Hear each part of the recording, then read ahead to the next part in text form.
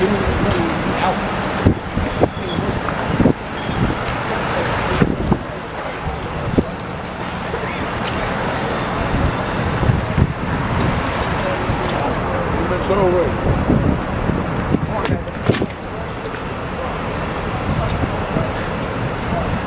know that guy? The name of that guy? Muñoz Marín? Uh-huh. Yeah, Puerto Rico, good. Yeah? Can you say something for the press? That's out of Puerto Rico. Muñoz Marín. ¿Qué le hizo? ¿Qué le hizo en Puerto Rico? Bueno. ¿Cómo qué?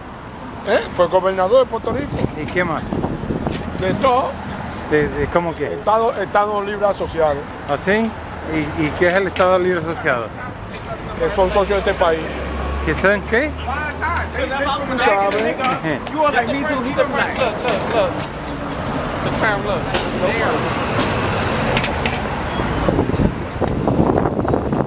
Gracias, señor. Happy birthday.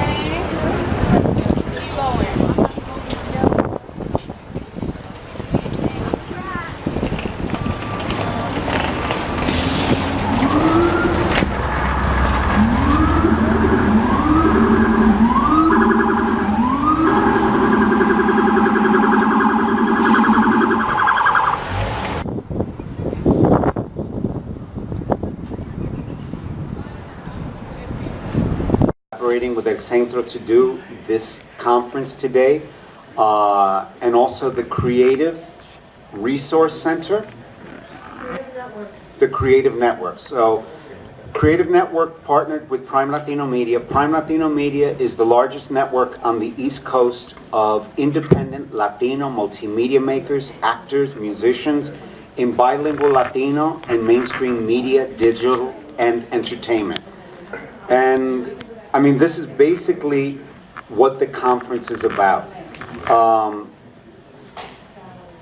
Before I kick into the conference, this conference wouldn't be here today if it weren't for our partners here at El Centro, Lily Santiago Silva, Rosa Cordero Cruz, Melanie Gonzalez, who's in the back, and also from Skyline, from our organization at Prime Latino Media, Genciana Pandolfi.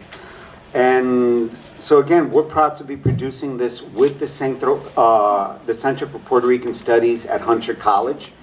And this is the second year we're doing something with them. And basically, I have always personally felt that as multimedia makers, and it's a very personal decision, some people say as artists, I'm just here to create art, but I firmly believe that as artists, we have an obligation to get messages out there in media. And more than ever right now, not only in what's been happening in Puerto Rico, but what we've been living this year politically, but especially with what was happening in Puerto Rico before the hurricane, and especially now. So more than ever, we needed to convene. And we also thought that because Somos Conference in Puerto Rico was canceled this weekend, the diaspora needed to get together throughout the United States. So in New York City, this is what we're doing today. And the theme, what we're basically doing today is, this is a Valentine to Puerto Rico. You know, this is, again, it's the power of the media, how Latinos can, and sí se puede, Latinos can get messages out there in media. And more than ever, we're going to need to do this right now. And the bottom line is, when we were framing the conference, our scope was, we know the problem. We know what was happening before the hurricane and after the hurricane. This is not what today is about. This is not a Latino wine fest. We didn't need that. People are here to share tangible projects that they're doing, initiatives that they're developing, on how we can move the Puerto Rican community in Puerto Rico, the diaspora, and in the process of putting this conference together there's also a third new group happening now. And that's Puerto Ricans leaving the mainland now, who are coming to the United States and specifically coming to New York City. So there's three groups that we need to work with, we need to support, and who each have voices. And we want to hear those voices. We want to hear alternative strategies. We want to hear creative resourcing. And because we come from resourceful people, that yes, we can do it. So please turn your cell phones off as we do some housekeeping things. And And let's go through some kindergarten rules for the day. One person speaks at a time. I think we can agree to that. Everyone has an opinion. Respect, I think, should be at the foremost today. Respect. Debate is okay. Arguments are not okay. So this should be listen, exchange, get inspired, get energized, and mobilize. That's what today is about. And so the last thing before I introduce the executive director of El Centro, I want to start off, TíoLouie. My disclaimer is, I'm not Puerto Rican. I'm not Puerto Rican. I've often been confused for being Puerto Rican. I am Cuban Argentine, but as I say, I was raised in the South Bronx, and I was raised by Puerto Ricans. You know, I will always be transparent. My Argentine father abandoned my mother when she was 6 months pregnant with me. And the people who took my mother in were Puerto Ricans. Was Isaac and Elsie Nieves, who became my godparents, and in the home of Lina Astacio, who we lived for the first 4 years of my life, they were all Puerto Ricans. Mi titi Olivia. So I always say I'm Cuban, Argentine, Puerto Rican, because without the Puerto Rican community, I wouldn't be here in front of you today. So to that effect, with great honor, I have the privilege to introduce to you the Executive Director of the Center for Puerto Rican Studies at Hunter College, Dr. Edwin Melendez. I think I am, but I'm not. And but what I am is an activist in the solidarity movement with Puerto Rico. And I just want to share some thoughts with you. Can you hear me well? Am I projecting okay now? Closer? Okay, tú me dices. Better, okay. So what I do want to do is share some thoughts with you. And the first one is that Maria has changed everything. This is a new situation for Puerto Rico. It's a new situation for Puerto Ricans in diaspora. It's a new situation for the U.S. government. It's a new situation for American people. It's a new situation that we need to understand moving forward. You have all seen the devastation that Maria caused to Puerto Rico. After 8 weeks, we're still not out of the woods, okay? We have officially 55 fatalities. Some estimates go from 400 to 900 additional fatalities that were not classified as such. It's in dispute. I hope that, journalism will shed some light on this. Electricity was up to 40%. Now it's back to under 18 because it was another crash of all places, the white fish subcontractors. Running water is still lacking in some parts of the country. Cell phones and antenna towers are limited. They have been coming online. Gas stations are functioning, but diesel is still rationed, and not all the gas stations will have supplies of that. There are still 69 shelters open, about 3,000 people. And one of the brilliant ideas of our government is to ship them to shelters in the U.S. We'll see how that goes. There are not too many people that want to relocate, but that's the issue that is surfacing now as contentious.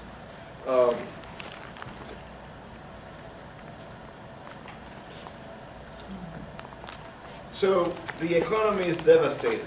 Over 100,000 homes, more than that, have been damaged. We're still estimating to what extent. 80% of the crops were destroyed. 69% of the hotels are operational, but only on their minimum capacity. Normally in the winter season, we have 85% occupancy rate. These hotels are perhaps 15-20% occupancy. Most of the people in those hotels are people that come to work in the reconstruction of Puerto Rico. We expect about 21% potential income decline over the next 15 years. That's a lot of gross domestic product that will be lost. It's being lost and will be lost. All totaling about $100 million in lost economic output over the next decade or so, which is on top of all the decline that the Puerto Rico economy was suffering prior to this catastrophe. The images speak for themselves. What doesn't capture, what is not capturing those images is the erratic federal response to the crisis in Puerto Rico. FEMA was completely unprepared for this. They didn't have enough people in the island at the time. They were very slow in sending additional people. And when those people got there, they got to do bureaucratic stuff, filling papers and so forth, and they were not first responders in the way that Puerto Rico needed at the time. Examples abound as to how slow was this. The U.S. Comfort, which is a floating hospital, has capacity for 1,000 beds, was sent to Puerto Rico about a week later, took 2 weeks to get there. And when it got there with reduced capacity of 250 beds. To that, a couple of days ago, they had 30 beds occupied of the 250. The Corps of Engineers that usually are the ones in charge of the electrical grids and that kind of stuff, rebuilding bridges and roads, sent just a small number of people. And today or yesterday, they announced the withdrawal of troops, military personnel that was there assisting as first responders. I'm going to skip the local response to avoid getting too much into politics. So that's the reality of Puerto Rico today. The electric grid, it's still needs in great repairs. They're trying to build it better. Well, that remains to be seen. But I will say that the local authorities' response to electric grid restoration has been to be desired. It's been very uneven. The 900 local workers that are trained to do this type of work were on task from day one.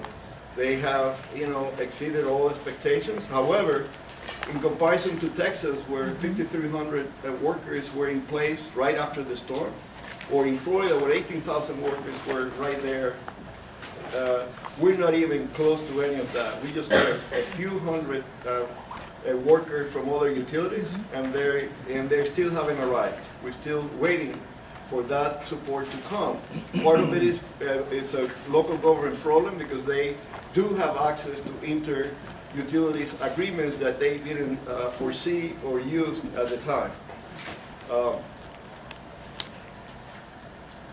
The task is tremendous. And because of all the things that I have said, what's happening in Puerto Rico is impacting the diaspora in significant ways, okay?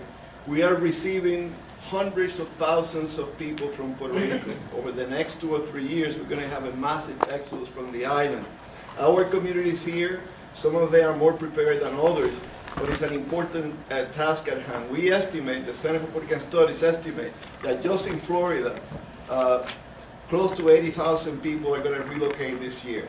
Okay, some people claim that more than 100,000 have relocated yet, but a lot of those people could be just traveling temporarily to visit with families or escape the hardship of that Puerto Rico is right now.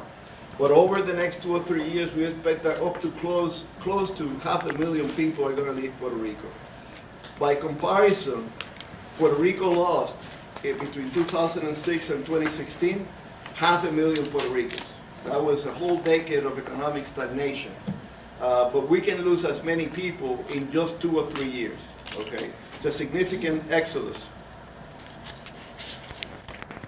This is a graphic that shows that. Those are our estimates, and as all estimates, they could be wrong. And we pray every night that they're wrong. That not too many people will really leave Puerto Rico at a time where we need the population to be resilient and to reconstruct that country. But in any case, that's a graphic depiction of what's to come. Those images are real. People were leaving Puerto Rico by the thousands in the first few days. They are still crowding the airport. The flow of airplanes and everything else is better, but people are still trying to escape hardship, and we in the diaspora are trying to bring people that need support, our loved ones, to the United States. But if you look at this graphic, which I have updated over the last few years, every conference that we have, that's the population in Puerto Rico comparison to the United States. That's what's happening. Puerto Rico is being depopulated. Day by day, we're losing population. And all of that is a function primarily of unemployment and now of the humanitarian crisis that Puerto Rico is undergoing. Puerto Ricans are going to every state prior to Maria, every state of the Union saw an increase in the Puerto Rican population. The main destination for Puerto Ricans has been Florida and will continue to be Florida. But look at who is emerging as other destinations. Pennsylvania, Texas, New York is not so much the magnet that it was in years past. However, those people that relocate to the United States need a lot of support services. These families are in need of counseling. There's a lot of trauma in our communities. They need schools transfers, they need health services, they need access to employment. They need housing. Housing is one of the biggest crises. Because all these people that are coming that are in need of housing, some of them are transferring their Section 8 vouchers. Not all the localities accept those Section 8 vouchers. And if they accept those Section 8 vouchers, depending on the voucher, Puerto Rico may lose those Section 8 vouchers. Okay? In addition to that, they cannot rent affordable housing because they don't have an employment. They don't have a job. Others need Social Security transfers, Medicare, Medicaid transfers. The system in Puerto Rico is different from the system in the United States. So all of them need culturally competent services, services that are geared towards servicing this particular population in need. So it's time for action. It is time, like people in this group, you're concerned about the media, the image, the message, the brand of Puerto Ricans. This is a very important group. Why? Because if you look at the coverage of Maria with respect comparison to Harvey or Irma, it was way under represented in the media. And as time goes on and other catastrophes and incidents happen across the states, we are forgotten. We're out of the news. Okay, so how do we keep that focus on the needs of the Puerto Rican population in the island? So our proposal is to build a diaspora solidarity movement. We've done that. So many of you, I see many friends in here, have attended all the conferences that we have sponsored. This is different because this is sectorial. We did one with the LGBT community, we're planning others with the faith-based community and so forth. But this is about bringing a group of people to look at the sector and the industry and see what is it that we can do together with our brothers and sisters in Puerto Rico to build a solidarity movement that is more equalitarian, that is more on solidarity basis than what we have experienced before. But the reality is that we have an opportunity to build a movement and build a coalition that will be long-lasting as Puerto Rico needs and as Puerto Ricans in the diaspora need. We can create an effective action network. This is just part of that effort. It's an action network that will have not necessarily a center, but many groups and efforts that will coincide in a common agenda. We need to create a more unified voice for Puerto Rico and Puerto Ricans. We need to be conscientious that it's impossible to talk about Puerto Rico without talking at the same time about the people, the Puerto Ricans. And the Puerto Ricans are both in the island and in the diaspora. So we need to build a long-term agenda for recovery of Puerto Rico, together with our brothers and sisters in Puerto Rico. The first thing that we need to focus on is that we need federal monies right now. If you think about this, I think all the collective efforts of our groups have fundraised about $100 million, right? The reconstruction of Puerto Rico is going to require $100 billion. Okay, there is no way we can fundraise our way to recover Puerto Rico. The United States has a responsibility, Congress has a responsibility, the President has a responsibility, they have a responsibility towards Puerto Rico and to Puerto Ricans. The second point is that we need to build the communications mechanisms. I will mention a few things that Centro is doing in that regard. But we need information to flow. We need to know what each other is doing. And we need to know what is it that is needed in Puerto Rico. And without an information hub that helps coordinate that effort, we're not going to go too far. If we want to go to a long-term recovery, this sector that we're trying to build here today, the connections that we're trying to build here today are important to mobilize people in this industry. to continue the effort, to sustain the effort long term. And more importantly, we need to realize that the only way to build this solidarity movement is with a civic sector to civic sector approach. The faith-based community will reach out to the faith-based community in Puerto Rico, but the small businesses are going to reach out to the business community in Puerto Rico, and so on and so forth. Educators to educators. And that those people that make that connection and talk about the needs that we need to engage with.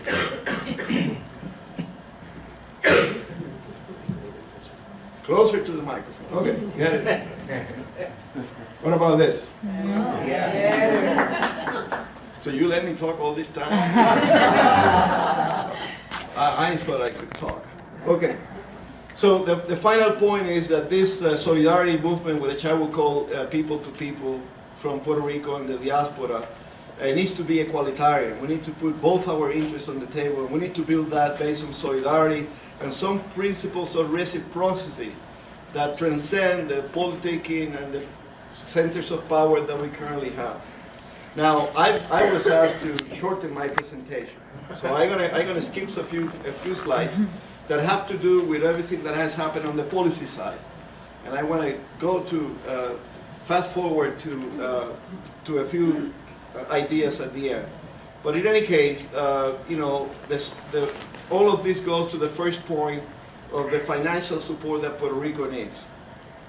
We need to build an action agenda around policies that Congress need to enact for Puerto Rico. And obviously, we have put a couple of briefs that you can refer to in our website. You go to Central PR. On the right-hand side, there is a site that is called Rebuild Puerto Rico. I'm going to tell you where it is in a minute. And you can find more details about all this in there. The way that financial aid is structured to communities that have undergone the type of situation that Hurricane Maria caused in Puerto Rico are very well established, and there is a logic to the appropriation of funds from Congress. And we need to understand that better, and Centro is committed to explain that better so that the information empowers our community. So the question is, what can this group, the media makers and actors that are concentrated here to do, and Centro can do, moving the agenda forward? So first of all, we need to build this solidarity movement, people to people, sector to sector. We also need to strengthen the hub that we all have. We have networks, but how do we combine those networks as part of the solidarity movement? And we all can serve as conveners of people to come and talk together on exactly the principles that Louie, pointed out at the beginning. So Centro has moved in that direction for a while now. So we have a brand, Puerto Ricans, which goes to the point that I made. You cannot think about Puerto Rico if you don't also think about the people, about Puerto Ricans, whatever they are, all 9 million of us, not just 3 something there and 5 something here. It got to be 9. Do not separate us. And to that effect, we created a page that is called Rebuild Puerto Rico, where you can find specific information. It's a repository, all the news that are published about Puerto Rico. You can find where to donate, and you can filter that. If you want to give to pets, give to pets. If you want to give to the church, give to the church. You can filter all those possibilities in this side. You can volunteer to do work with the sector or with Centro. You can look at events all across the country. And you can do much more in this side. We're adding tabs to that side, by the way, as we speak. And there is a site that is completely in Spanish. It's already managed by this group, Diaspora X Puerto Rico, Diaspora for Puerto Rico. It's going to be linked to these pages soon. We also put out a lot of policy brief, as I mentioned, and that's very important because we need to clarify. We are a university think tank that can clarify what is going on with respect to policy and other areas, and we try to do that. And every week we publish 1 or 2 briefs, by the way. So if you're not subscribed to our newsletter, Centro Voices, do that. We now publish two editions, one devoted to Rebuild Puerto Rico and one devoted to Centro Voices. As I mentioned, this piece on the exodus from Puerto Rico has received wide coverage in the press. We're working one on the housing needs and the destruction of the housing in Puerto Rico. We're working on another one, destruction of roads and bridges. So our staff is stepping up to the plate with respect to what is it that we need to do the ask to Congress of what is it that we need to rebuild Puerto Rico. But tomorrow, Tony Pantojas would say, Antonio Pantoja was the founder of Aspira, and all of those aspirantes know the 3 A's, right? Awareness, analysis, and action. There you go. So all the aspirantes know that at the end, what really matters is that we need to engage. It is time for action. Thank you very much. Is Extinction, and I think the name says it all. And but as a first-time filmmaker, what she is a mental health professional. So she will be talking how she combines the two in her work, again, in moving community forward. Next to me, we have Mariposa, María Teresa Mariposa Fernández, who is an author, poet, educator, performance artist, playwright, and actress. And then next to me on the other side, we were pleased that not only do we have multimedia makers and actors present today, but that we have a musician, someone who devotes her life to music. We have Patricia Luis Melogia, and she is a singer, a musician, a writer, a guitarist, and a violinist since the age of 7. She's been playing the violin in her homeland where she was born in Puerto Rico. And a Berkeley graduate, a proud Berkeley graduate. Next to her, to your right, is Elizabeth Angeles, who was in Puerto Rico. So our 2 ladies to the end actually were in Puerto Rico after the hurricane and can talk about their experiences. She is a multimedia maker now by a new birth. By virtue of what she saw after the hurricane, she became a mad blogger.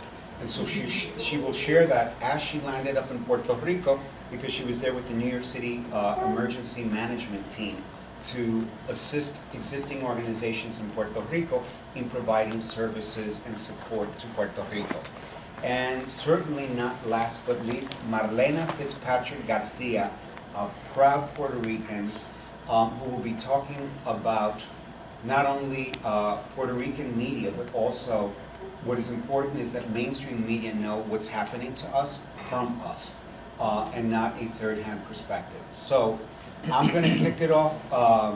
Are we ready for our first? So actually, I was the programmer of the International Puerto Rican Heritage Film Festival last year, and there was a short film that won Best Short Film. And I think it's a metaphor for Puerto Rico, and let's see what you think. It's called Amnesia Forzada, Forced Amnesia.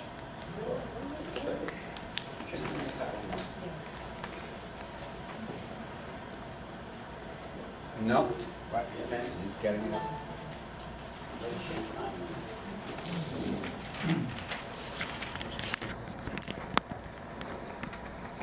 ¿Quién soy? ¿Cuál es mi propósito? Can we dim the No lights? sé. Estas preguntas me las llevo haciendo hace mucho tiempo y nunca encuentro la respuesta. Tal vez muchos de ustedes se encuentran como yo, perdidos en el camino ciegos de la vida. Por eso me he dedicado a buscar la respuesta.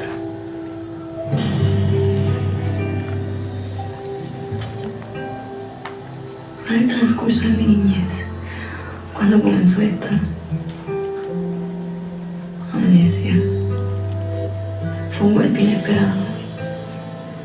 La cordura y la imaginación se vuelven una para mostrarte los caminos ocultos que has atravesado.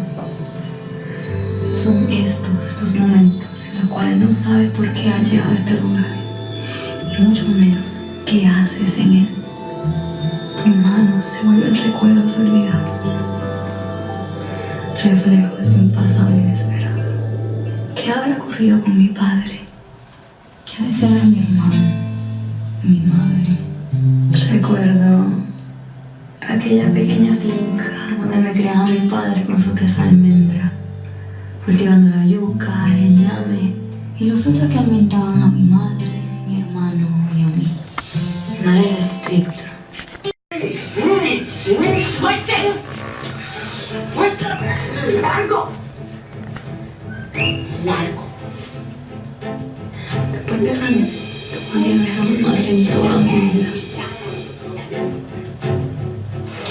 quedé sola con mi padrastro extranjero. Se robó sus reglas y mi hogar se convirtió en una prisión. Cuando único abría la puerta, era para lucrarse con la tierra de mi cuerpo.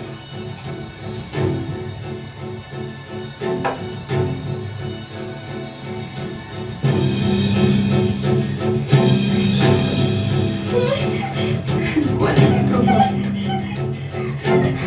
No sé. Después de largas noches de abuso, un día logré escapar. Ahora sin rumbo. Mis piernas me llevaron lejos de mi fausto padrastro. Pero su sombra siempre cubriría mi ser. Tiempo después, encontré acogida en el campo. El sol, el agua y la tierra se convirtieron en mi hogar. Hay algo mágico en esta tierra. Coseché para ganar algo de dinero y me entregué al sudor. Fui feliz por muy poco tiempo. Mi padrastro llegó como la sombra del viento y su mano metálica me arrancó de la tierra que por tanto tiempo me dio fruto. La compañía industrializadora de mi padrastro convirtió tierra en cemento y no tuve de otra que mezclar caliza con fuego.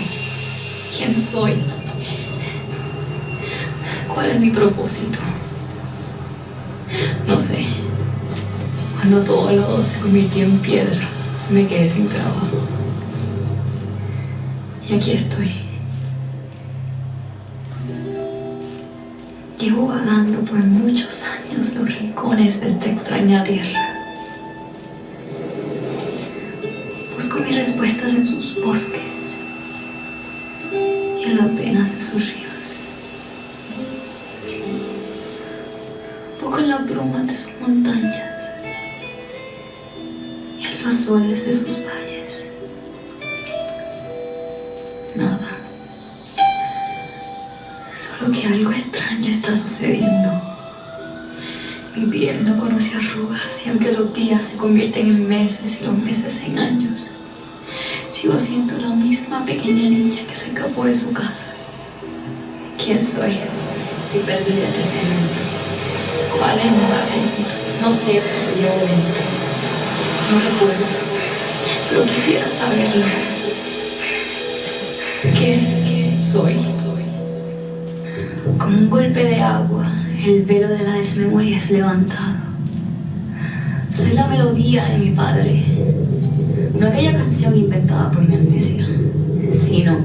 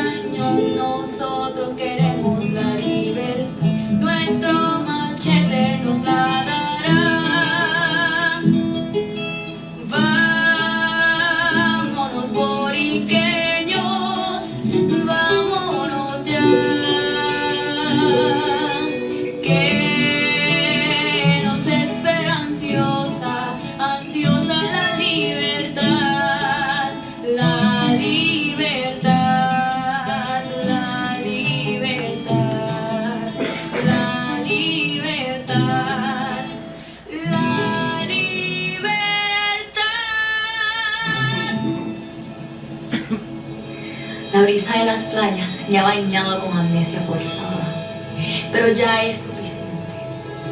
Sueño con mi libertad, sueño con romper las cadenas de la ignorancia que me aferran a la piel, sueño con el día en que mi corazón sea ondeado en las cuatro puntas de mi cuerpo para así conocer mi verdadero ser.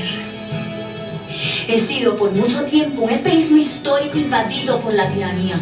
He sido una posesión de muchos extranjeros. He sido mutilada, usada y descartada a la conveniencia de otros. Por mucho tiempo fui dócil ante este olvido. Pero las huellas de mi camino cuentan mi historia. Camino que mi padrastro solo ha llenado de engaño. Despierto del sueño. Levanto mi velo y veo mi libertad. Por mucho tiempo busqué quién era. Y nada más. Ya sé quién soy. Creo en mí, creo en mi tierra, creo en mis lágrimas. Pero sobre todo, creo en ti. Mi propósito. Eso lo decides tú.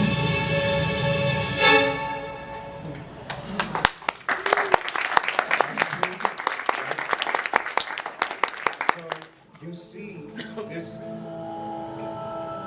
this is what, can we cut that?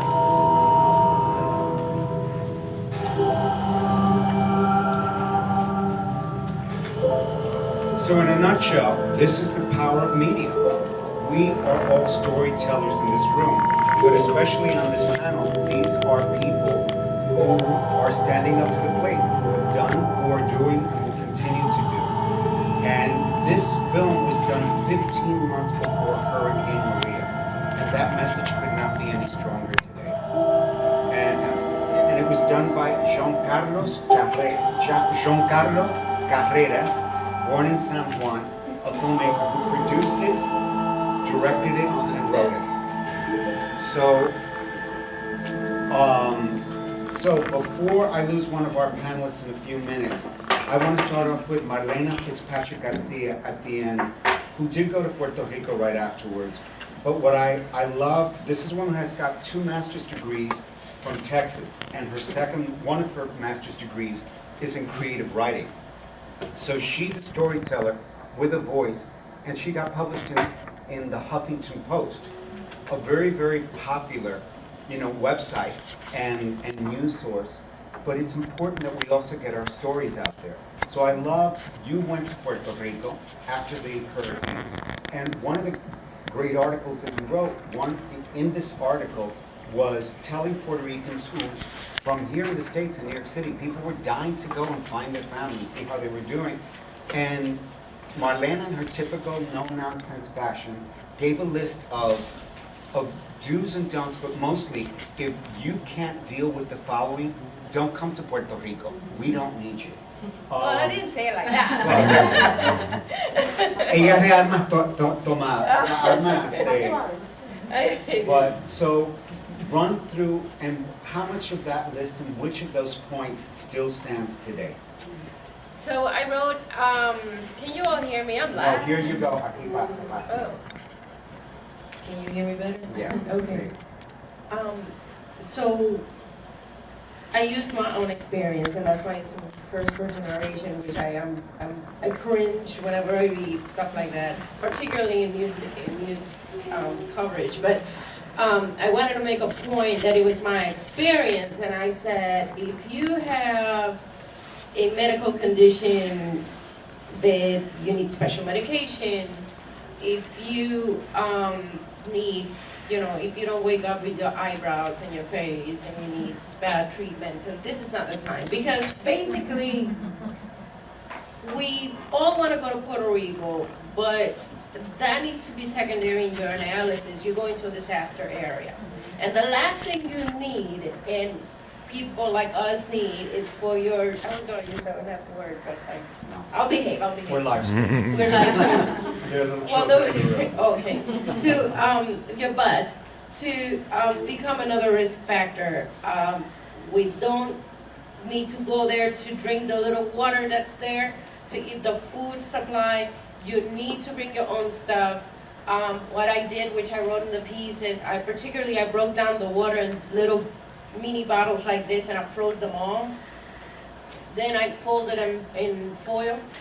And when we landed, mind you, I flew directly from New York, so it's just 4 hours, and they were all still frozen when we got there.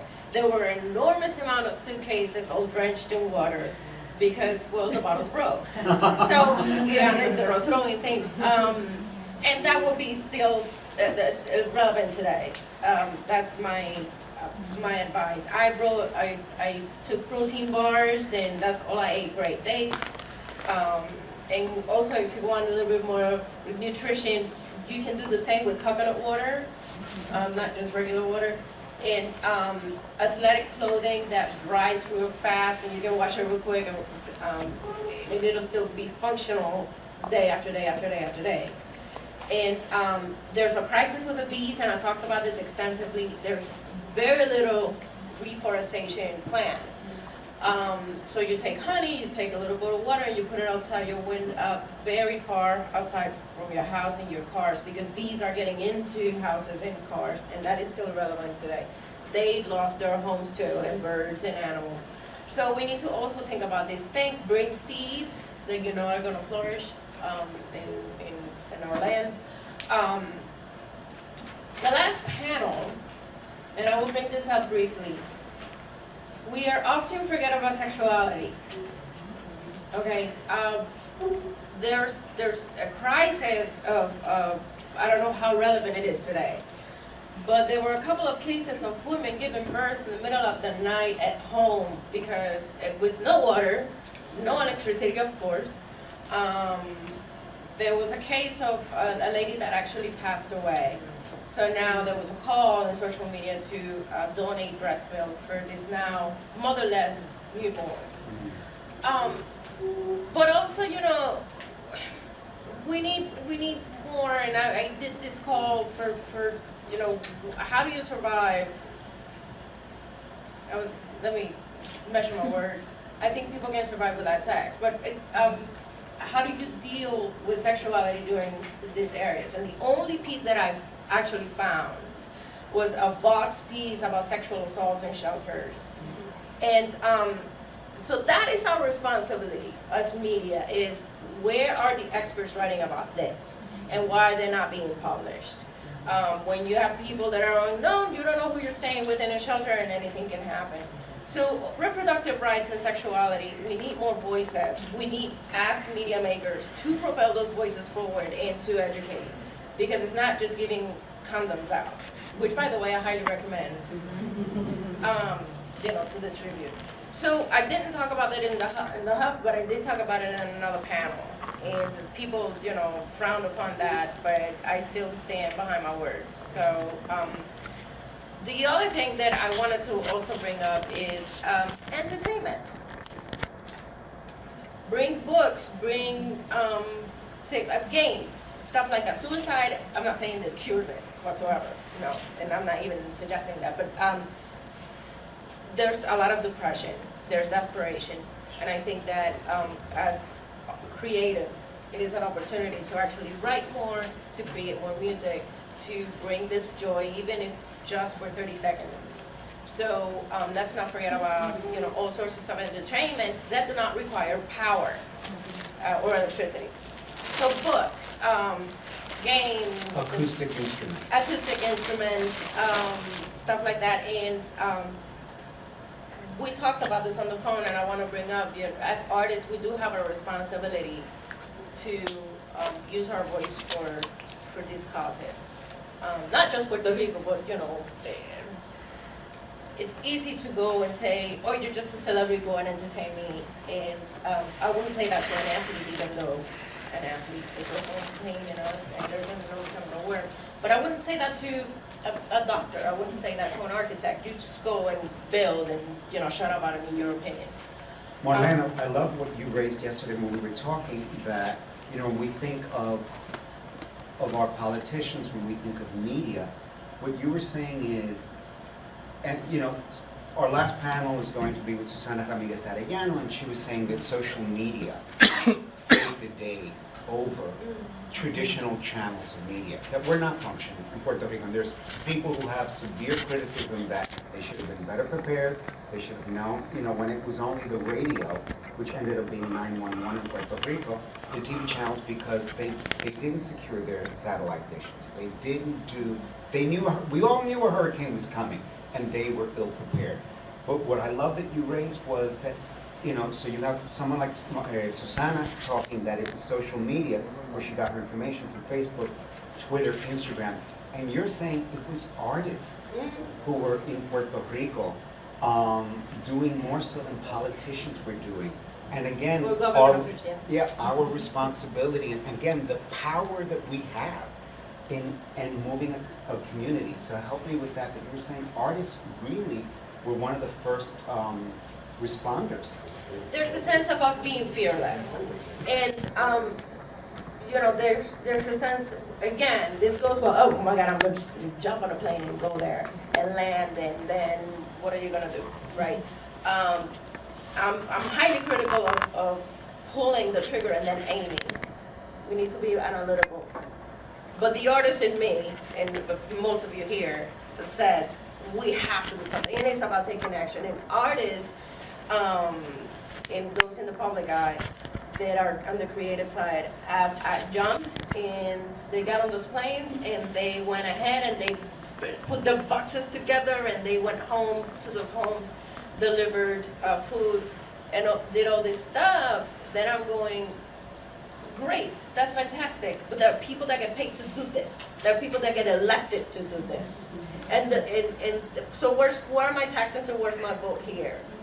Why do I have to risk my life doing what you are trained? Because I'm not a professional in this. I'm just doing it because I feel as a Puerto Rican and as a citizen of this world that I have to do something. But I don't know what I'm doing sometimes, you know what I mean? If you tell me, well, I have to save the bees, I may be killing them because I'm, you know what I mean? So there are professionals for this that should take the leadership.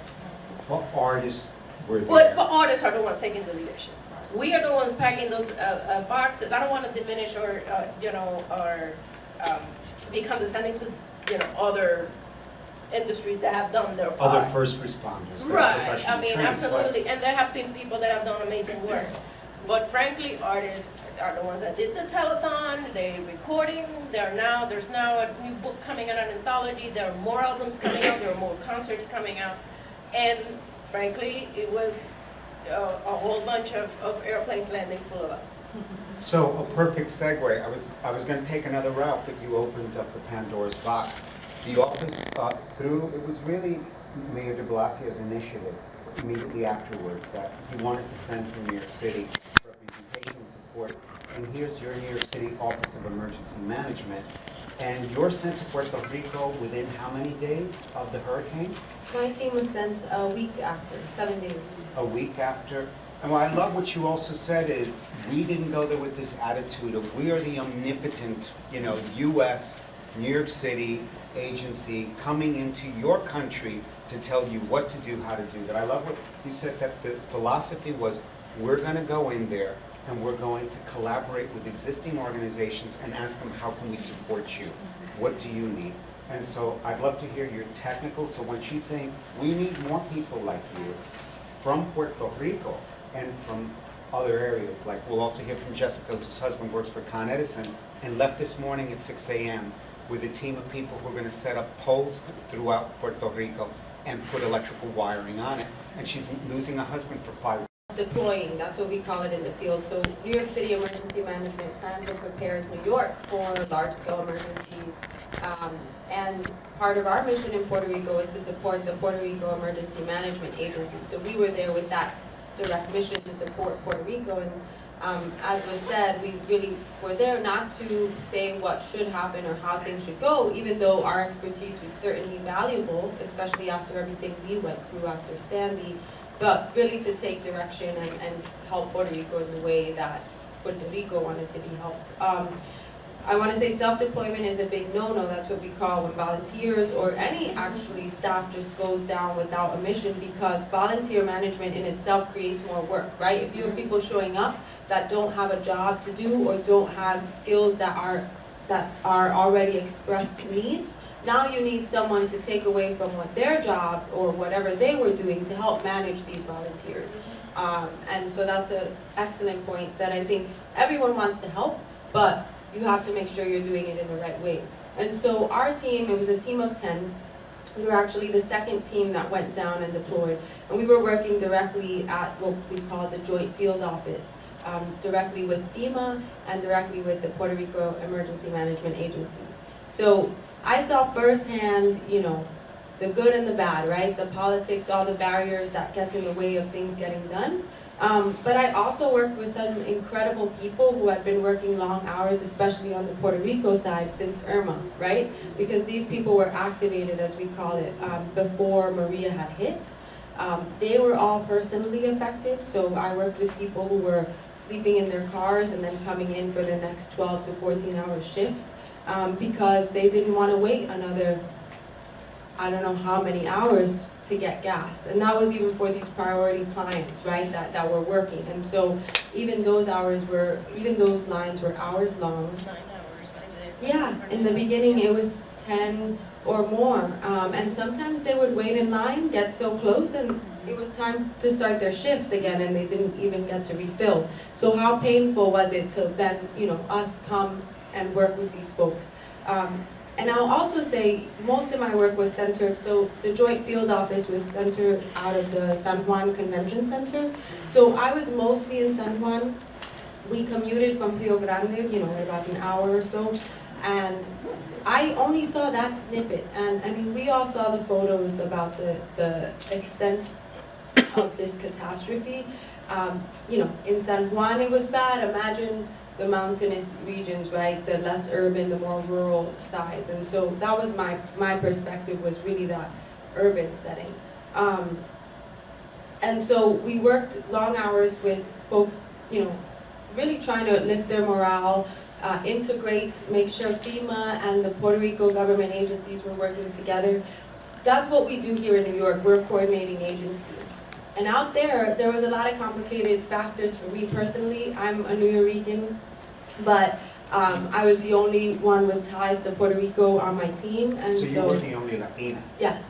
And so on my team from New York, right? And so that had a lot of complications in itself. But how important was that at least there was one Latina seated at the table, right, who knew all the cultural nuances, that right, knew the language right, intensively? So within, you're doing a great job. Talk about that other layer.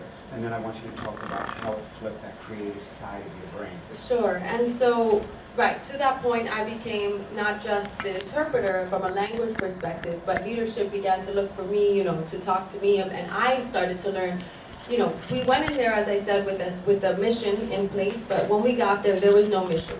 The way in emergency management, the way it works is there's a system in place, there's a plan, right, the way things are supposed to happen, but all of that was not in place when we got there. And so we had to figure out, okay, how is the information really flowing?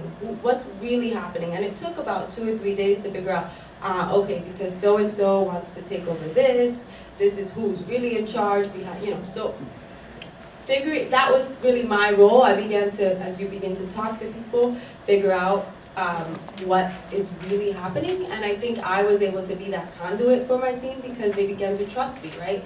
And I was grateful to be able to play that role. So you were trusted by the Puerto Rican agencies, right, because you're one of ours, right, as opposed to them helping, right, us, and you were a great support and a beacon for the New York City contingent. Right, and so my leadership said, Elizabeth, come with us and talk to so-and-so, And I was happy to do it because, if not me, who, And if I'm able to use that skill set and that trust to make things better, as tiny as it can be, and always in the back of my mind, it's like, am I really making an impact? Because again, I was in this office, right, with all these officials. When you think about, oh wow, I came back and people said, thank you so much for everything you did. It's hard because I wasn't delivering water bottles to people. I wasn't getting that satisfaction of saying, like, toma, like, here you go, like, here's a generator, here's, you don't see that reward. It wasn't that rewarding. But you start to see, okay, now these resource requests that are coming in from all over the municipalities are now getting organized. They're becoming, okay, life safety is becoming prioritized. And so it's like you have to hang on to these little snippets of progress. See, that's why, the battle, she's going to leave us in a second. Wait, but I need you for just 2 more minutes before we go. I want to ask you one last thing before you fly out. So we're going to segue to you. Yes. What I've been fighting for the last 25 years in media is that we are rarely at the table. And that's why we also have to demand, as consumers, not only as multimedia makers and artists and journalists, that we have to demand that there's always at least one Latino present at the table. And because there was one, and these are usually the stats, 1 out of 10 in these professional situations, but because there was someone who was Puerto Rican, who spoke the language, that she made a difference not only in Puerto Rico, but for the actual team. So that's what I love about the fact that not only is a Puerto Rican-born writer communicating what's happening in Puerto Rico, but what struck me is that you were sharing your stories with mainstream media. Right. And so as an inspiration to her, because as she's going to talk about her blog in a moment, and she did it out of the frustration of what she saw and what struck a chord with her, she's also wondering, what do I do next? And I think a lot of people in this room, some people here don't know what to do, but they want to do something. Some people in this room have done things, but they don't know what to do next. So what advice would you have for someone like her, who launched a blog, but now wants, and it's the cake has been laid. What would you say to someone like that who says, who you've seen is doing, and is now questioning, what do I do next? If you have a platform, share it with other people. That's, I think it's incredible. Go back to the example of the reproductive rights. If you want to write about something, and you're not an expert, outreach to that expert and offer your platform. You know what I mean? And that's part of actually creating community. So you can't do it alone. I hate to say it, sorry, but you can. But you can. But that's why we're here. But you can open yourself to be aligned with the right people and unify all those voices. So use your platform to share it with levels of expertise. And I go back to this word, be fearless. I mean, let me put it this way. Trump blocked me on Twitter. Qué orgullo. And drove us team. You and Stephen King. And I wear that like a badge of honor because you have to be fearless and you have to say what you have to say. But always keep in mind that facts should always prevail. Right? And when we write in the news and we use these different platforms, be it me as a music journalist for Univision in Spanish or whatever, or writing about news, or right now dedicating my time to write about Puerto Rico, my focus is we need to continue to keep this in the limelight because this is ongoing and there's no end in sight. So if you do not find inspiration to write something, find someone that has something to say. But right now, it is about us sharing that loudspeaker and with facts.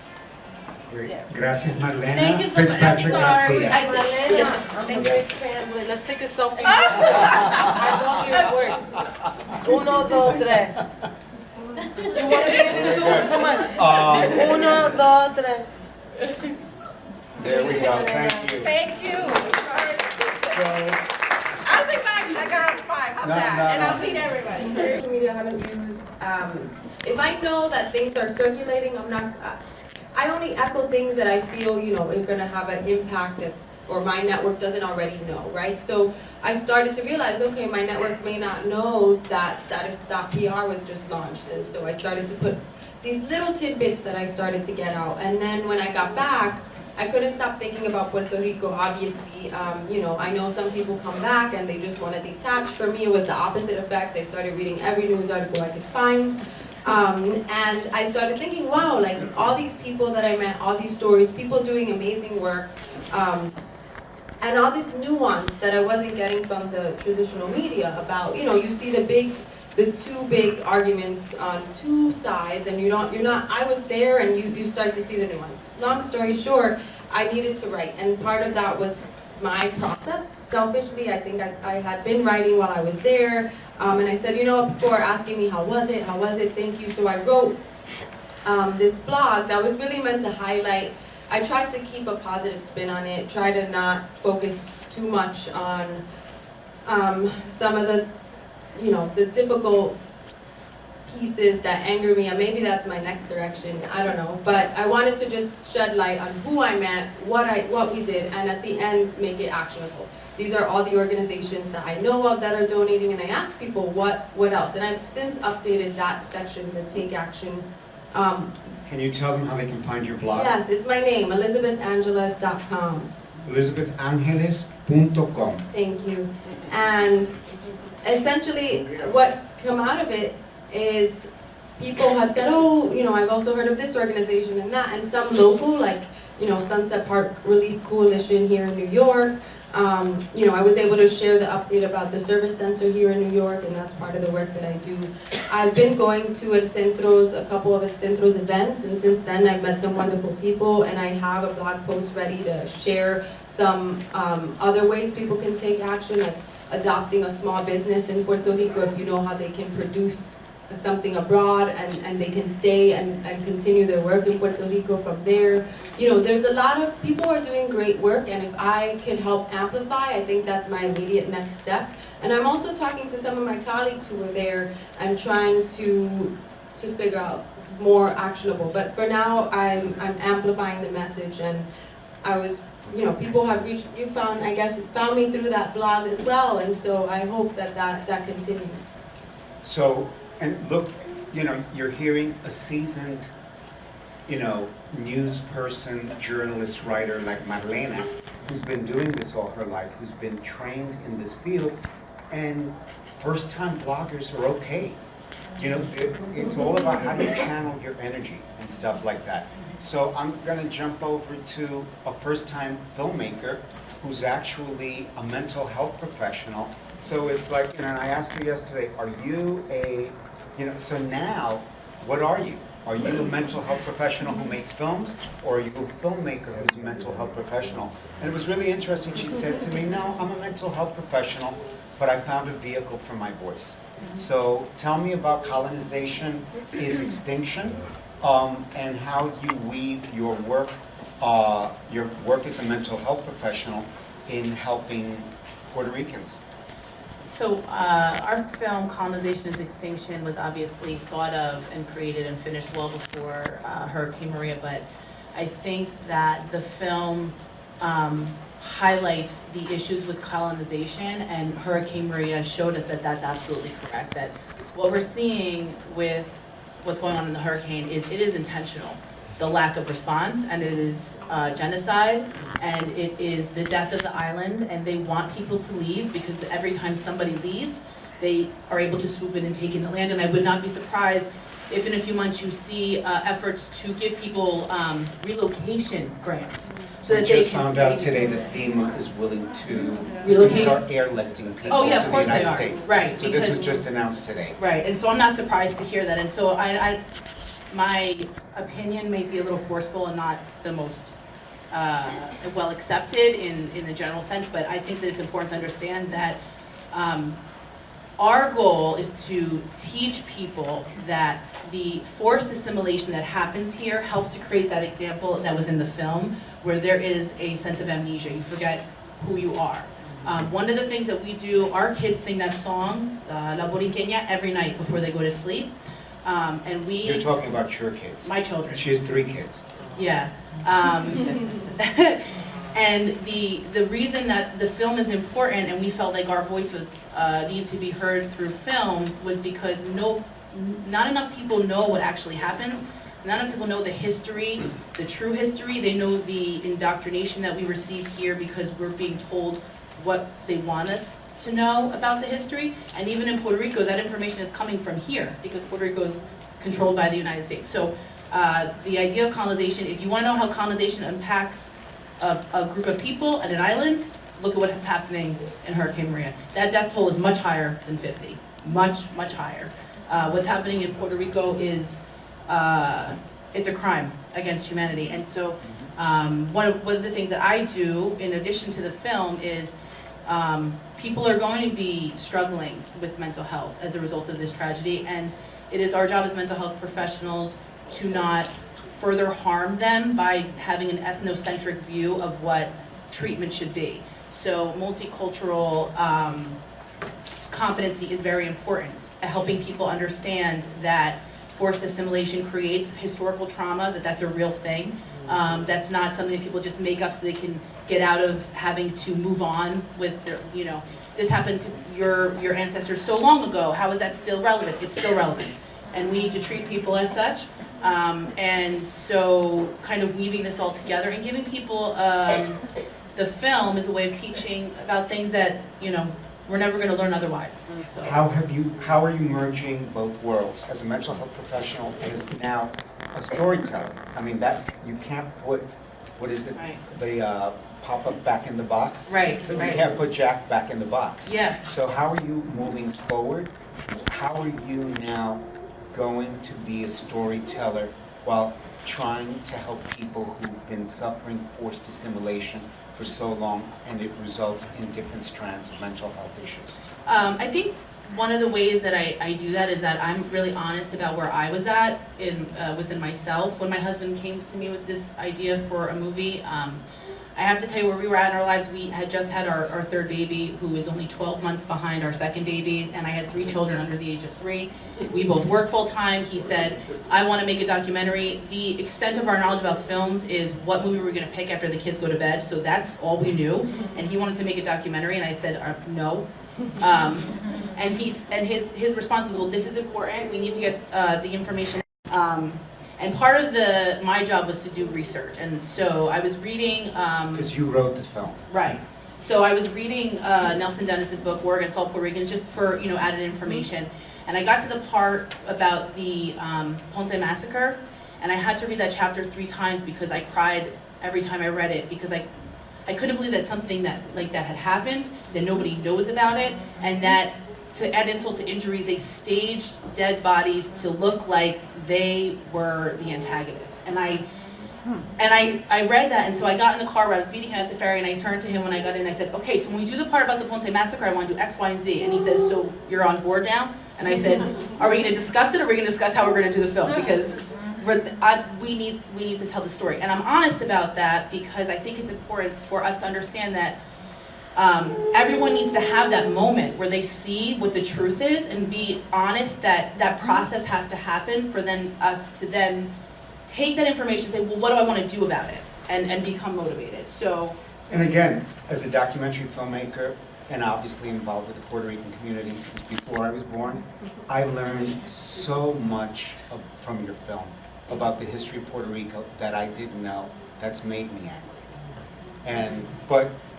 But channeling, today is about how do we channel that anger without being Pollyannas in a positive way to not only heal ourselves, but to also move the community, and again, Puerto Rico, here.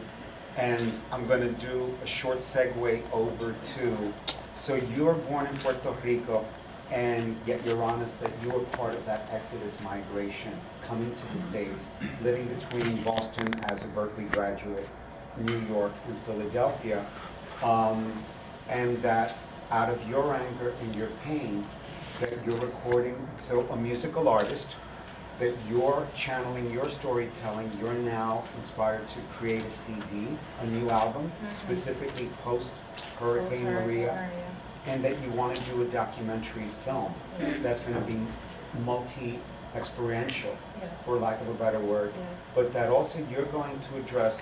What's interesting is we now have 3 separate universes, the New Yorker, shall we say, New York, the Puerto Rican, and now we're having a whole new group of people coming into New York. So, and where you're going to be ni de aquí ni de allá, because you're not a New Yorker, and you're not someone they're visiting over the summer in Puerto Rico. You're now living in our backyard.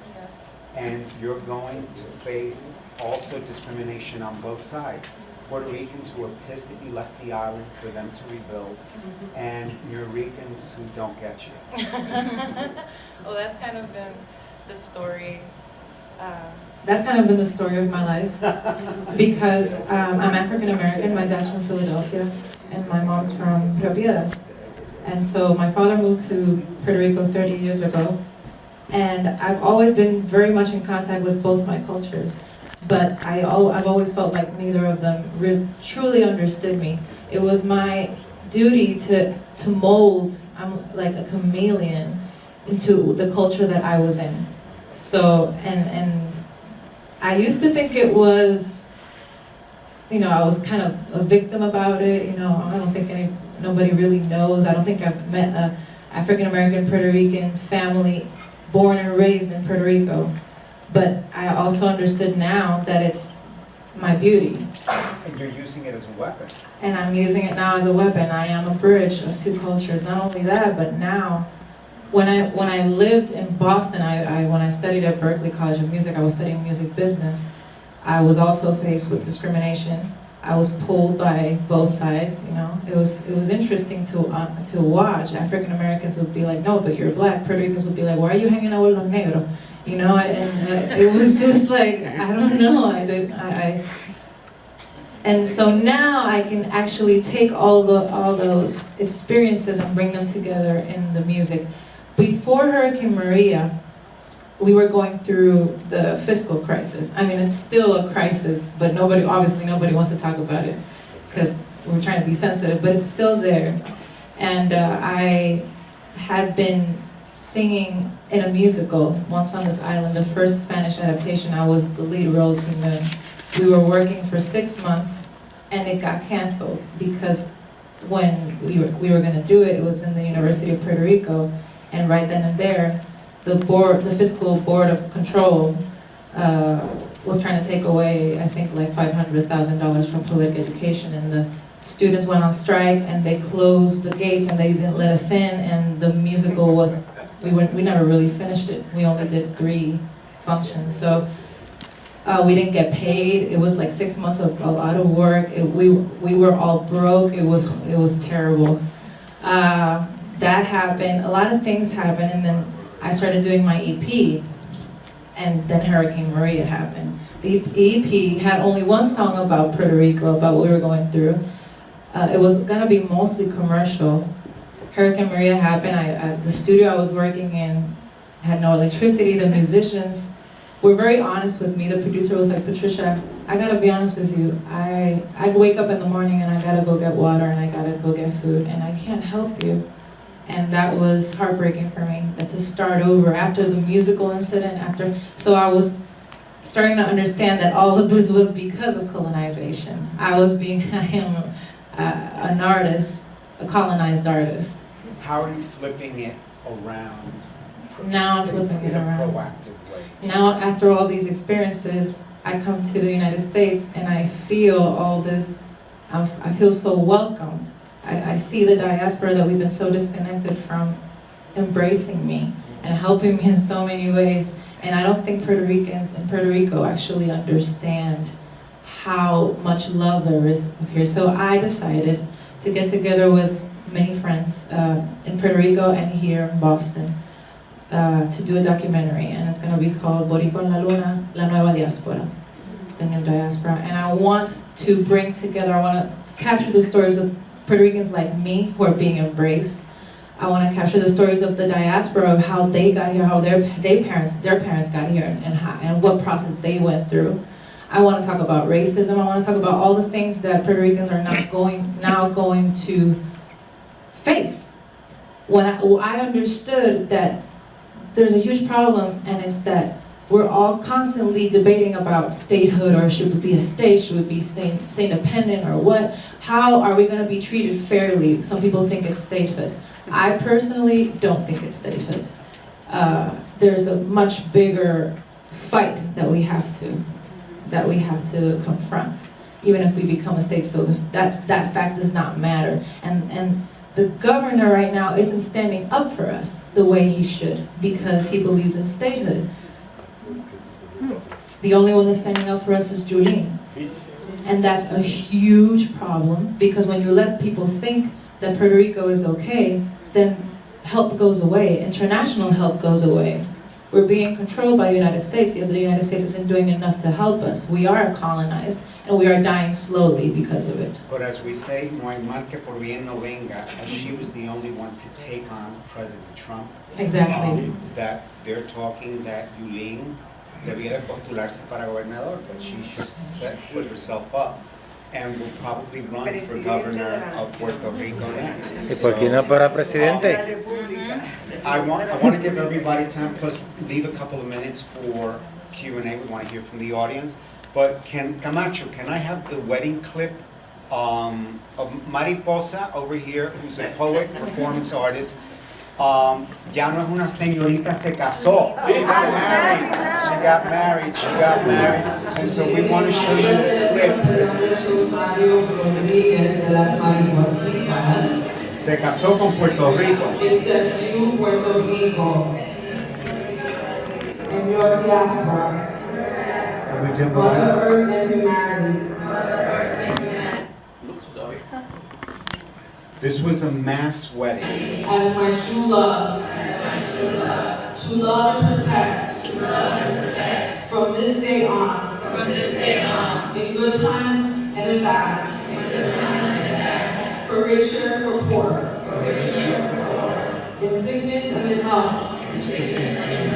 For all the days of my life. I promise to be faithful to you. Until death do us part. Yo, María Teresa Fernández Rosario Rodríguez de las Maripositas. Te acepto aquí, Puerto Rico. Y tu diáspora.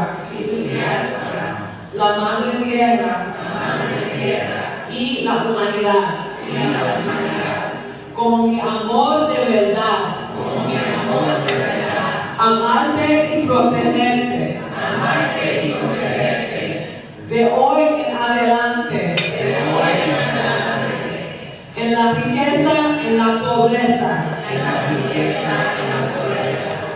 En la enfermedad y en la salud.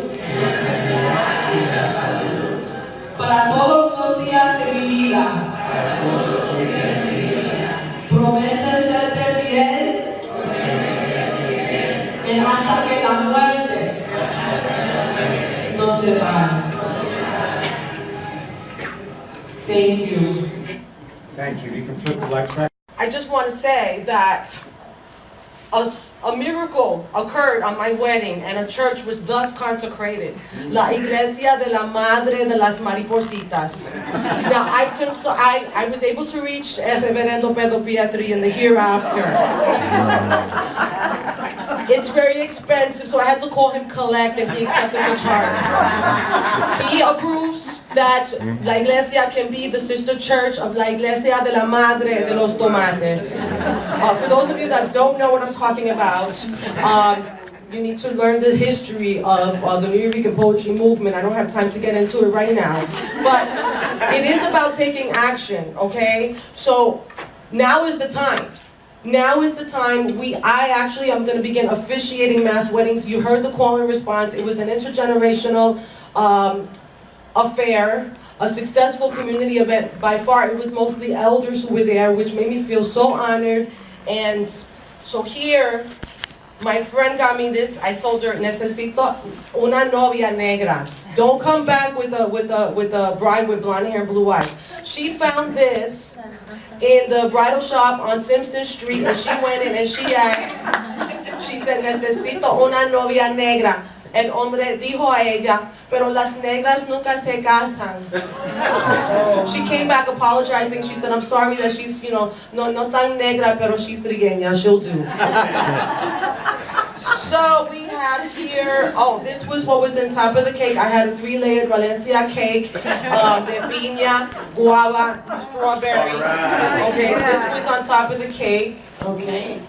Now we have,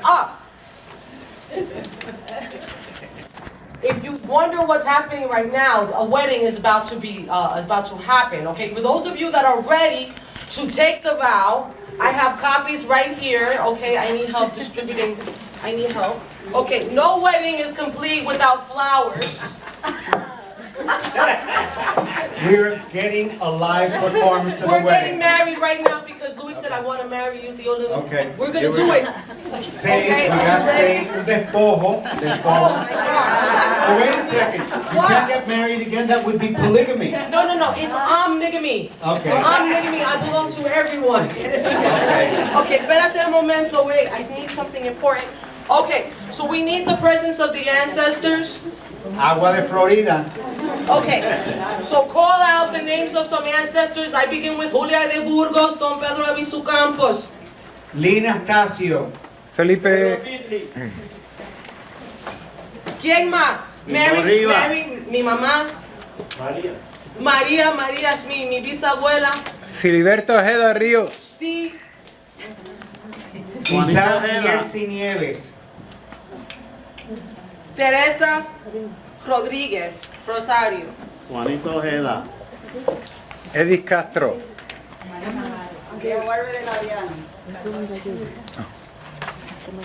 ¿Quién más? Richie Pérez, Pedro, el reverendo Pedro Pietri. Evelina Antonetti, Lilian López, Lorraine Montenegro. H. Lolita Lebrón. Lolita, doña Lolita. Alice Cardona. Casildo de Tres. Rafael Cáncer Miranda. Okay. Billy Thomas. Clemente Socorro. Okay, falta una bandera aquí, but don't worry, I have one. I'm unapologetically a nationalist. Okay, so we'll do it in Spanish. Okay, I will lead, and then we'll do the call and response. I want to say that Adal Maldonado is designing official marriage certificates. And we're going to be doing a mass wedding at Uprose in Brooklyn in December, and there will be mass weddings. Just like El Reverendo, this will continue because it's an opportunity for us to make a lifelong vow to Puerto Rico and to la Madre Tierra y la Humanidad. And to those that are here that are not Puerto Rican, to whatever you identify as your homeland. That could be right here in El Barrio. It is. The Bronx. We all share this planet. And if we don't step up and do something and commit for the rest of our lives, there's not going to be a planet for the future generations. And that's why I believe that it was mostly elders that came to my wedding that took me seriously. And I'm so thankful. And I want to thank Bombayo. I want to thank Dr. Drum. I want to thank Melinda. I want to thank David Galarza, who was at my wedding. So we're going to take the vow now. So you say your name. You say yo, in my case, María Teresa Fernández Rosario Rodríguez de las Maripositas. So you say your name. Yo Moreno. acepto Molina. a ti Puerto Rico Acepto a ti a Puerto y Rico. tu diáspora. Y tu diáspora. La Madre Tierra La Madre Tierra y la humanidad. y la humanidad. Como mi amor de verdad. Amarte y protegerte. Protegerte. De hoy en adelante. En lo próspero, en lo adverso. En lo próspero y en lo adverso. En la riqueza y en la pobreza. En la riqueza y la pobreza. En la enfermedad y en la salud. En la enfermedad y la salud. Para todos los días de mi vida. Para todos los días de mi vida. Te prometo serte fiel. Te prometo serte fiel. Hasta que la muerte hasta que la muerte nos separe. nos separe. H. Now we can all kiss each other. Yo tengo catarro.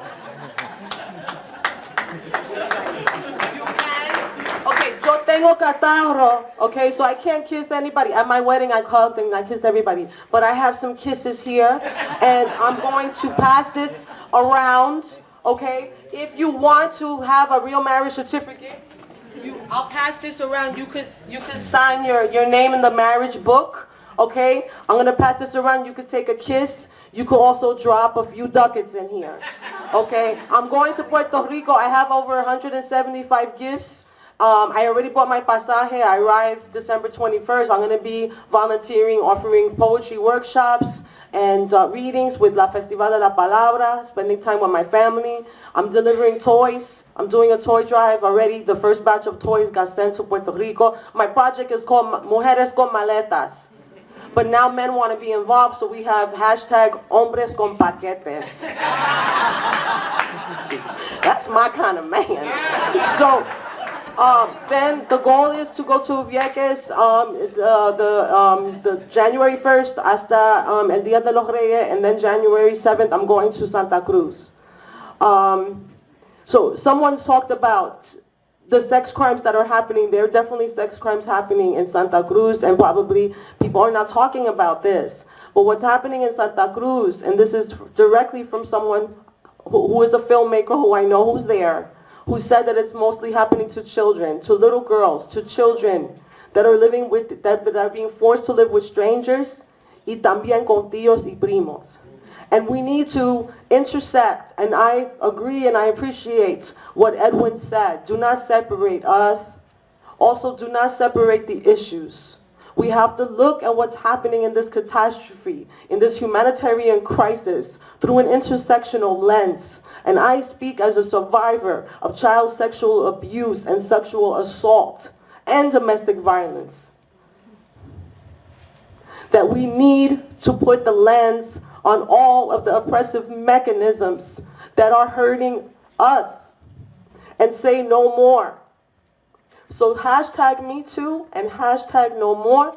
Que viva Puerto Rico libre. Freedom is the only way. And that's where I stand. So I'm going to pass around the kisses.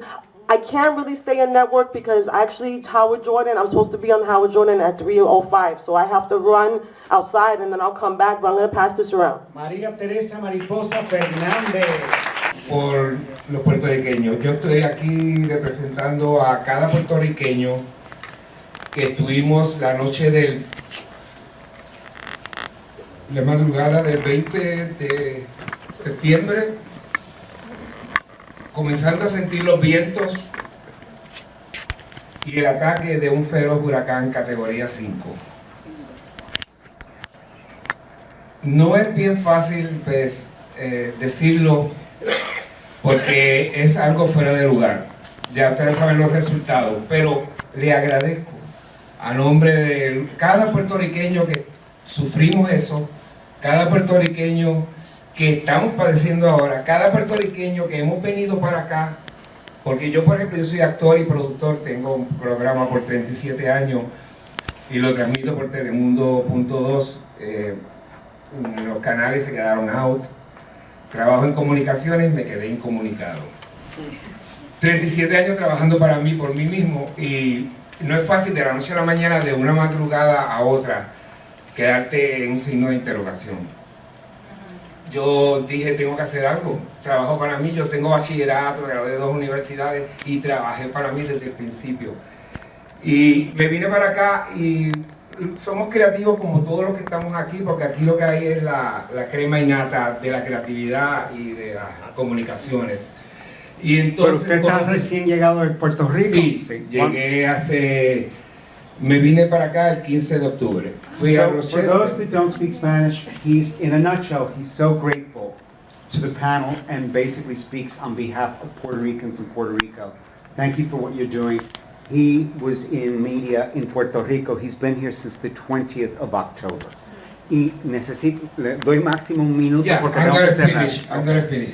So, gracias una vez más. Vine para acá tuve que crear algo, inventarme algo porque esto es así. Y creé Abrazo Boricua. Abrazo Boricua, grabé puertorriqueños allá para enviar saludos a sus familias acá. Y lo estamos pasando ahora mismo en Telemundo Rochester en la programación Prime Time hasta diciembre de mediados. Y ha tenido un efecto bien lindo. Le agradezco a todos la oportunidad. Estoy aquí, si estoy en los medios, si alguien de los medios me quiere considerar. Trabajé con Iris Chacón, con Chayanne, 10 películas, 10 telenovelas, 7 películas. Y aquí estoy para todos ustedes. Cuando termine, pues si quieren, le doy mi tarjeta. Gracias a ustedes por la colaboración. Por los puertorriqueños. Yo estoy aquí representando a cada puertorriqueño que estuvimos la noche la madrugada del 20 de septiembre, comenzando a sentir los vientos y el ataque de un feroz huracán categoría 5.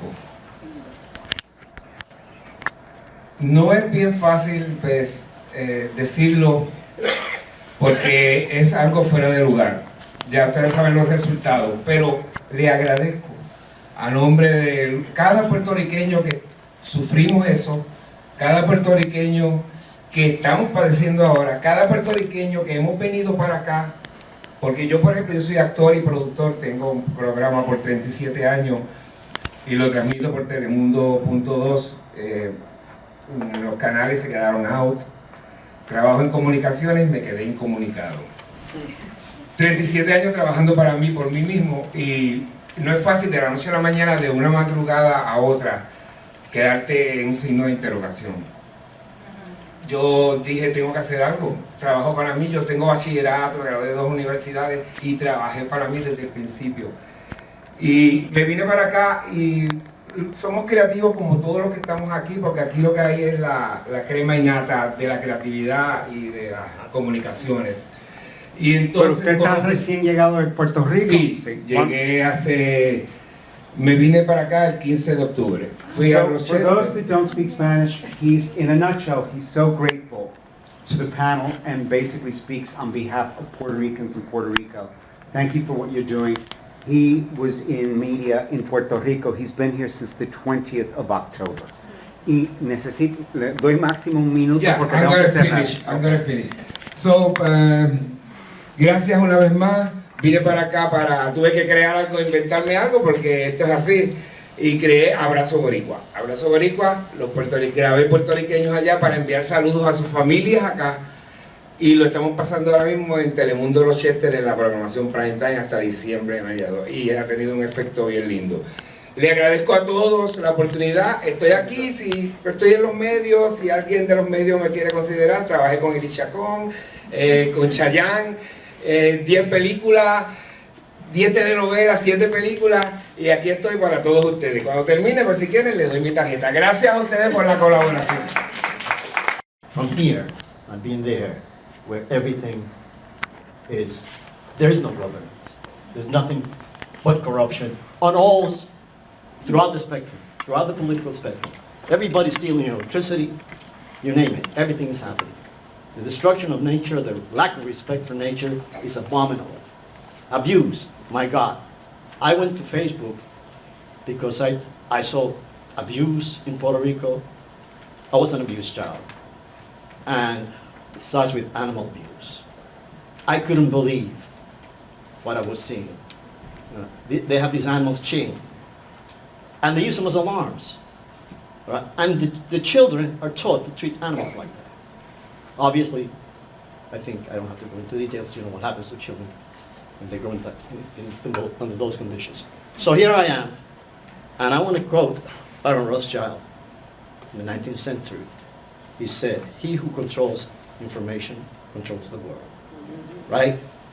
I've been through many schools and colleges taking credits here and there, from the Sorbonne, the University of Stockholm. I traveled throughout Europe. I always travel with an escort from the FBI. It's a badge of honor. All right, they never know what I'm going to do. Okay, been to Venezuela, and throughout social media, I have a lot of friends who are in contact in Puerto Rico and elsewhere. Everybody here has a big responsibility in this war, because this is a war. Please be aware that you have paid when the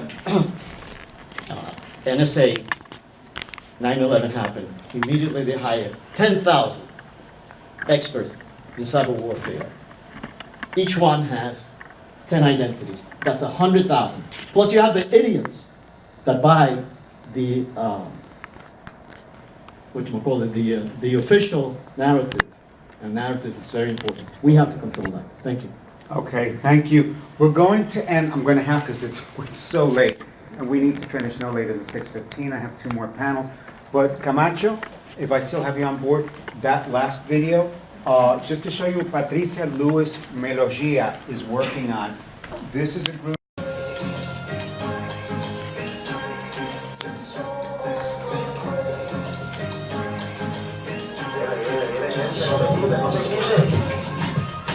Luis María vino a probar donde que estábamos hechos.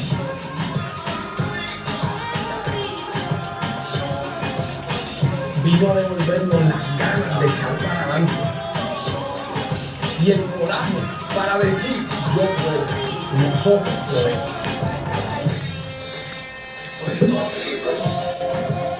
Vino a abrir caminos para volver a empezar y para demostrarnos que somos más que un 100 por 35, mi gente.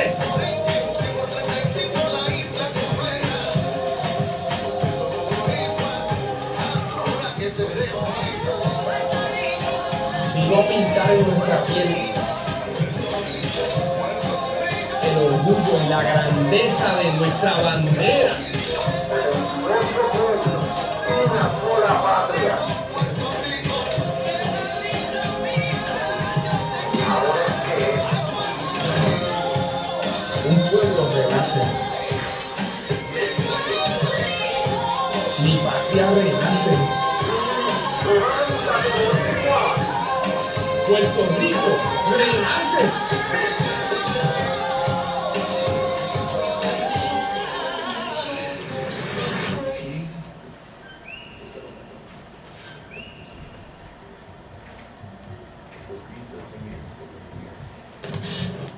If I can have the lights back on. So in closing, a word that struck me very much from this video and what you've heard articulated by everybody is Puerto Rico renace.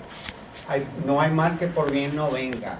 Out of the silver lining out of this is a renaissance. It's an opportunity for a rebirth. That's what you're hearing here. Some people have done, some people don't know what to do, or who've done and don't know what to do next. Let's collaborate together. But look at the messages that have come just from this group. This is the tip of the iceberg and how much more can be done. So I want to thank my panelists, Jessica Alomar, Patricia Luis Melogia,